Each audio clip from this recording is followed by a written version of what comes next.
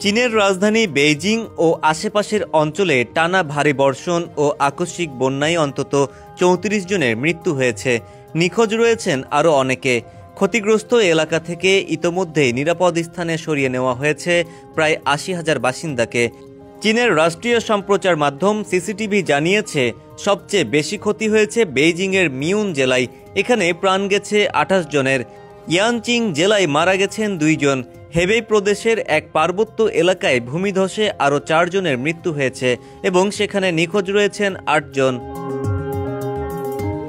বৃষ্টিপাতের মাত্রা ছিল ভয়াবহ।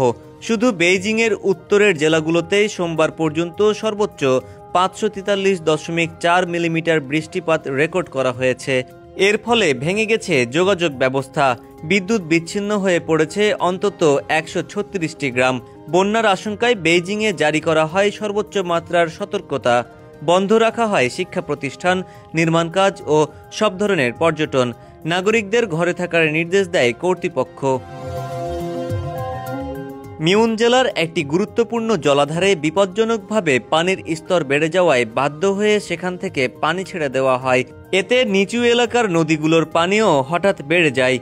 মিউন জলাধারে এ পর্যন্ত রেকর্ড করা হয়েছে প্রায় ৭৩০ মিলিয়ন কিউবিক মিটার পানি প্রবাহ, যা একে চীনের উত্তরাঞ্চলের সবচেয়ে বড় জলাধার হিসেবে রেকর্ডে তুলেছে।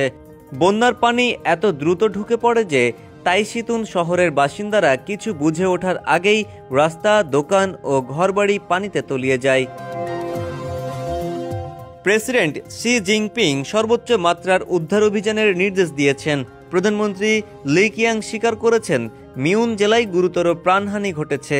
হেবেই প্রদেশকে জরুরি তহবিল হিসেবে দেওয়া হয়েছে ৫ কোটি ইউয়ান, যা প্রায় ৭ মিলিয়ন মার্কিন ডলার, এবং সেই সাথে পাঠানো হয়েছে উচ্চ পর্যায়ের উদ্ধারকারী দল। ডেস্ক রিপোর্ট, সমকাল।